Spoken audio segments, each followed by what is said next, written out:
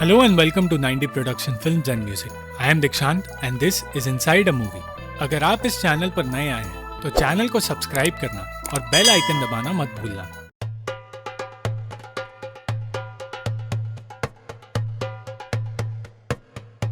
इस वीडियो में हम बात करेंगे 2011 की French Arabic film the source के बारे में, जो कहानी है नॉर्थ अफ्रीका के छोटे से गांव में रह रही मुस्लिम औरतों की, जिन्होंने अपनी मांगे पूरी करवाने का और अपने हक को पाने का एक रास्ता ढूंढ निकाला। एक छोटे से गांव की औरतें अपने घर से दूर पहाड़ों को पार कर पानी लाया करती हैं। वो इन तकलीफों में अपने लिए आराम और खुशी के कुछ पल बिताना तो चाहती है, पर उन्हें खुद के लिए वक्त ही नहीं मिलता।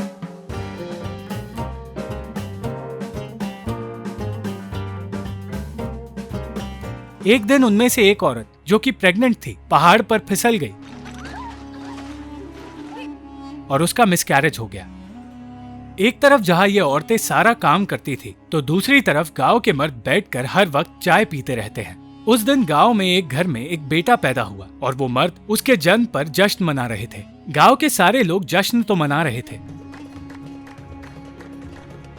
पर लैला नाम की एक औरत परेशान थी। वो उन औरतों को समझा रही थी कि उन्हें ये जश्न नहीं मनाना चाहिए, क्योंकि उसी गांव की एक औरत ने अभी अभी अपना बच्चा खोया है। पर वो औरतें उसकी बात सुनने को तैयार नहीं थी। लैला का परिवार और खासकर उसकी सास फातिमा उसके इस तरह चुप रहने से खुश नहीं थे, और उस रात लैला ने अपने पति को भी अपने करीब आने से रोक दिया। अगली सुबह लैला ने फैसला किया कि वो सारी औरतों से बात करेगी। लैला ने भी अपना बच्चा इसी तरह खोया था, और उसके अलावा उस गांव की 15 औरतों के साथ यही हुआ है, जिसके बाद उन सब पर बांझ होने का ठप्पा लग गया। जब लैला ने कहा कि उन्हें मर्दों से काम करवाना चाहिए, तो उसकी बात का उन औरतों ने मजाक बना दिया। पर फिर गांव की एक बुजुर्ग औरत फ्लिंटलॉक आगे आ गई और दूसरों के साथ साथ लैला की सास फातिमा को चुप कराकर उसने कहा कि वो जब 14 साल की थी तब उसकी शादी करवा दी गई, और उसी उम्र में उसके 40 साल के पति ने उसे मां बना दिया। उसने याद दिलाया कि उसके अलावा ऐसी कई औरतें हैं जिनके 2 से ज्यादा बच्चों की मौत उसी पहाड़ी पर हुई है, पर परंपरा का नाम देकर औरतों को चुप करा दिया जाता है। लैला उस गाँव में इकलौती पढ़ी लिखी औरत है, और उसने सुझाव दिया कि मर्दों से अपनी मांग पूरी करने का एक ही तरीका है, जब तक वो मर्द पहाड़ से पानी लाना शुरू ना करे, वो लोग मर्दों को अपने करीब ना आने दे, क्योंकि यहाँ के मर्दों को सिर्फ वही चाहिए। पर फ्लिंटलॉक के अलावा इस हड़ताल में लैला का साथ किसी औरत ने नहीं दिया। ये बात गांव के हर मर्द तक पहुंची और वो सब उन औरतों का मजाक उड़ाने लगे, सिवाय लैला के पति सामी के। फातिमा अपने बेटे से कहने लगी कि उसे लैला जैसी चुड़ैल को छोड़कर दूसरी लड़की से शादी कर लेनी चाहिए, पर सामी ने ऐसा करने से इनकार कर दिया और उस रात अपनी पत्नी को एक क्रांतिकारी कहकर उससे कहा कि उसे लड़ने का पूरा हक है। एक तरफ लैला की ये लड़ाई थी जहां वो मर्दों को सबक सिखाकर बेरोजगारी और सूखे से गांव को बचाना चाहती थी, तो दूसरी तरफ सामी लड़कियों को पढ़ाने की कोशिश कर रहा था। पर गांव का कोई भी इंसान अपनी बेटियों की पढ़ाई पर पैसा खर्च नहीं करना चाहता था। उस गांव के इमाम का भी मानना था कि लड़कियों को छूट नहीं देनी चाहिए। गांव में टूरिस्ट आया करते हैं जिन्हें एंटरटेन किया जाता है, पर इस बार उन औरतों ने डांस के जरिए उन टूरिस्ट के सामने अपने गांव के मर्दों को ताने मारना शुरू कर दिया। सामे इस सबसे बहुत खुश था, पर बाकी के मर्द शर्मिंदा होने लगे। धीरे धीरे गांव की औरतें हड़ताल में शामिल होने लगी, पर उनके लिए यह सब कुछ आसान नहीं था, क्योंकि मर्दों ने उन्हें मारना शुरू कर दिया था। उस वक्त फ्लिंटलॉक ने उन सारी औरतों से कहा कि अगर वो सब मिलकर हड़ताल करे तो मर्द उनके आगे झुक सकते हैं, क्योंकि सैकड़ों चींटियां मिलकर एक हाथी को भी हरा सकती हैं। उस रात से ही उन सारी औरतों ने अपनी हड़ताल शुरू कर दी और मर्दों को लगने लगा कि उन्हें अपनी पत्नियों को काबू में रखने के लिए उन्हें मारना ही होगा। यह लड़ाई दिन पे दिन मुश्किल होती जा रही थी, और एक दिन सारे मर्दों ने एक मीटिंग बुलाई, जहां एक तरफ कुछ मर्द बोल रहे थे कि औरतें परंपराओं के खिलाफ जा रही है और उन्हें सबक सिखाना जरूरी है, तो दूसरी तरफ सामी कोशिश कर रहा था कि वो मर्दों को कन्विंस करे कि वो लोग गांव में ही पानी की पाइप लगाने का बंदोबस्त करे। इस बीच एक आदमी ने कहा कि सामी अगर लैला को काबू में नहीं रख सकता तो वो ये काम करेगा, और ये बात सामी सह नहीं पाया। उसने अपने साथियों से कहा कि उन्हें पानी का बंदोबस्त करना चाहिए और इन बूढ़ों की बातें नहीं सुननी चाहिए। लैला अपनी दोस्त एस्मराल्डा की चिट्ठी लिखने में उसकी मदद कर रही थी, जो वो शहर में रह रहे अपने बॉयफ्रेंड सलीम को भेजती है। एक दिन सामी की बहन आयशा की शादी तोड़ दी गई और उस लड़के के पिता ने ये कहा कि वो एक ऐसी लड़की को कभी नहीं अपनाएंगे जिसके घर में ऐसी हड़ताल चल रही हो, और ये बात आयशा सह नहीं पाई। वो इस बात के लिए लैला को कोसने लगी और ये देखकर फातिमा बहुत खुश हुई। अगले दिन लैला की माँ का कॉल आया और उनसे बात करके लैला बहुत खुश हो गई, पर उसकी खुशी टिकी नहीं क्योंकि उसकी माँ हड़ताल के लिए लैला को बुरा भला कहने लगी। और तब लैला समझ गई कि उन्हें ये सब कुछ फातिमा ने बताया है। फातिमा को लैला से इसलिए नफरत थी क्योंकि उसके हिसाब से उसने सामी और उसके पति दोनों को उससे छीन लिया है। जब सामी पानी और बिजली की मांग करने गवर्नमेंट ऑफिस गया तो उसे बेइज्जत कर दिया गया और ये कहा गया कि बिजली और पानी आने के बाद औरतें काम करना बंद कर देगी, इसलिए उनके लिए सही यही होगा कि उन्हें बिजली और पानी ना मिले। सामी के पिता हुसैन का मानना था कि सामी को दूसरी शादी कर लेनी चाहिए क्योंकि लैला की वजह से गांव 2 हिस्सों में बंट चुका है। और जब यही बात उसने लैला को बताई तो लैला को लगने लगा कि सामी भी दूसरे मर्दों जैसा ही है। कुछ दिनों बाद गांव में सूफियान नाम का एक रिपोर्टर करीम से मिलने आया और कुछ दिनों के लिए वो करीम के घर किराए पर रहने वाला था। सामी चाहता था कि वो इस गांव की पानी की तकलीफों के बारे में लिखे, पर सूफियान सिर्फ कीड़ों के बारे में लिखना चाहता था। और सामी को इस बात पर बहुत गुस्सा आया क्योंकि सूफियान के हिसाब से औरतों की तकलीफ कुछ है ही नहीं। मगर कोई भी ये नहीं जानता था कि सूफियान असल में लैला से मिलने आया था। फ्लिंटलॉक ने ये सोचकर लैला को पहाड़ी पर सूफियान से मिलने भेजा कि वो शायद उनकी मदद करे, पर जब लैला ने देखा कि वो आदमी असल में है कौन तो उसने मदद लेने से इनकार कर दिया और सूफियान से कहा कि वो उससे हमेशा दूर रहे। अगले दिन हुसैन ने लैला को अपने पास बिठाया और कहा कि उसे मर्दों से लड़ना नहीं चाहिए क्योंकि मर्द सिर्फ अपने परिवार को सुरक्षित रखना चाहते हैं, इसलिए हर रोज काम ढूंढने जाते हैं। पर जब लैला ने इस बात का जवाब दिया तो हुसैन कुछ कह नहीं पाया।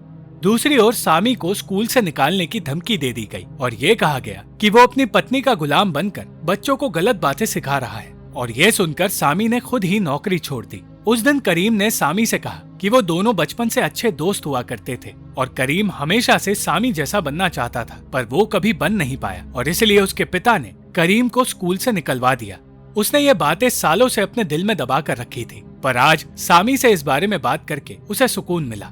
घर वापस आने पर सामी से मिलने लैला आई, जो एक बुरे दिन के बाद उसे देखकर बहुत खुश थी। पर उस रात लैला ने सामी को सूफियान का सच बता दिया। सामी ये जानकर परेशान हो गया कि उसने कभी नहीं बताया कि सूफियान कभी उसका बॉयफ्रेंड हुआ करता था। लैला उसे समझाती रही कि उसने ये बात जानबूझकर नहीं छुपाई और वो सिर्फ सामी से प्यार करती है, पर सामी ने उसे वहाँ से चले जाने के लिए कह दिया। उस रात सामी को पता चला कि गाँव के दूसरे मर्दों ने उसे बॉयकॉट कर दिया है और फ्लिंटलॉक का बेटा नसीम शहर से वापस आया है, जिसने औरतों को बस में रखने के लिए एक सुझाव दिया है। अगले दिन एस्मेराल्डा को पता चला कि उसे जो चिट्ठी मिली है वो सलीम नहीं लैला पोस्टमैन को देती है। पर जब वो लैला से इस बारे में पूछने गई तो लैला ने बताया कि सलीम अपनी माँ की नजर से छुपने के लिए वो चिट्ठियाँ लैला को देता है। तभी लैला ने हर औरत को इकट्ठा करना शुरू किया जो अपने घर से कुछ सामान लेकर घर से बाहर आई और पानी की मांग के लिए मर्दों के सामने आकर एक कुआं बनाकर हड़ताल पर बैठ गई। पर इस बार उसका साथ सामी नहीं दे रहा था और उसकी वजह सूफियान था। औरतों को अगले दिन इमाम ने अपने पास बुलाया और समझाने लगा कि औरतों को हमेशा अपने पति की बात माननी चाहिए और कभी कभार औरतों को बस में करने के लिए पति उन्हें मार सकते हैं, इसमें कोई बुराई नहीं। इमाम ने कहा कि अगर आज रात उन्होंने अपने पतियों को अपनाया नहीं तो वो सब दूसरी शादी कर लेंगे। पर लैला और फ्लिंटलॉक ने इमाम से कहा कि ये उनकी हक की लड़ाई है और वो पीछे नहीं हटेंगे। दूसरी ओर सामी सूफियान को धमकाकर ये पूछने लगा कि वो यहाँ आया क्यों है। सूफियान ने कहा कि वो इस उम्मीद में यहाँ आया था कि लैला उसके पास वापस आ जाएगी, पर लैला सिर्फ सामी से प्यार करती है। और ये सुनकर सामी को पछतावा होने लगा। लैला ने इमाम को बताया कि इस्लाम कभी भी औरतों और मर्दों में फर्क करना नहीं सिखाता। वो और भी चीजें कहने लगी जिन्हें सुनकर इमाम चुप हो गया। उस रात सामी पहाड़ पर पानी लेने गया और उसके ऐसा करने से लैला बहुत खुश हो गई और ये सोचने लगी कि कम से कम एक मर्द तो सुधर गया है। फ्लिंटलॉक का बेटा नसीम इमाम बनना चाहता था और उसका सुझाव था कि वहाँ की औरतों को बुर्का पहनकर घूमना चाहिए। पर यह जानकर फ्लिंटलॉक ने उसे सबक सिखाया और कहा कि आज औरत आजाद है और मर्द उन्हें गुलाम नहीं बना सकते। सामी चाहता था कि लैला इस जंग को रोक दे, पर लैला का कहना था कि ये जंग सालों से चल रही है और अब वो चाहती है कि औरतें आजादी से जिए। कुछ दिनों बाद एक मेला होने वाला था जिसमें दूसरे गांव की औरतें आने वाली थी और गांव के सारे मर्द उस हड़ताल को शुरू होने से रोकने के लिए तरकीबें सोचने लगे। उन्होंने कुछ डाकुओं को पैसे दिए जिन्होंने मेले की तरफ जा रही औरतों को कब्जे में ले लिया। वो सारे मर्द बेफिक्र होकर मेले में मजे करने लगे। उस मेले में सामी ने सूफियान को भी बुलाया था और कुछ वक्त बाद गांव के मर्दों को पता चला कि उनकी पत्नियां मेले में आ पहुंची है।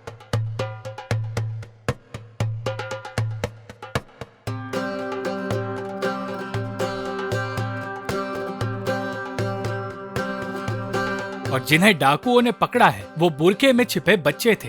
वो औरतें परफॉर्मेंस के जरिए अपनी तकलीफें जाहिर कर रही थी। सामी और उसके पिता हुसैन दोनों ही इस परफॉर्मेंस से खुश थे और सामी चाहता था कि सुफियान इस सब के बारे में लिखे और दुनिया तक उनकी आवाज पहुंचाए, और सुफियान ने बिल्कुल ऐसा ही किया। उसने अगली ही रात अपना आर्टिकल सामी को दिया, जिसने पूरे परिवार को बताया कि इस आर्टिकल से हलचल मच गई है और सरकार ने सही कदम उठाने का फैसला कर लिया है। अगले ही दिन गवर्नमेंट का एक आदमी पाइपलाइन का काम करने आ गया और लैला ने सुफियान का उसकी मदद के लिए शुक्रिया अदा किया। उस दिन लैला ने सामी को भी अपने करीब आने से नहीं रोका। जल्द ही मर्दों की हार हुई और गांव में पाइपलाइन के लगने से औरतों का काम आसान हो गया।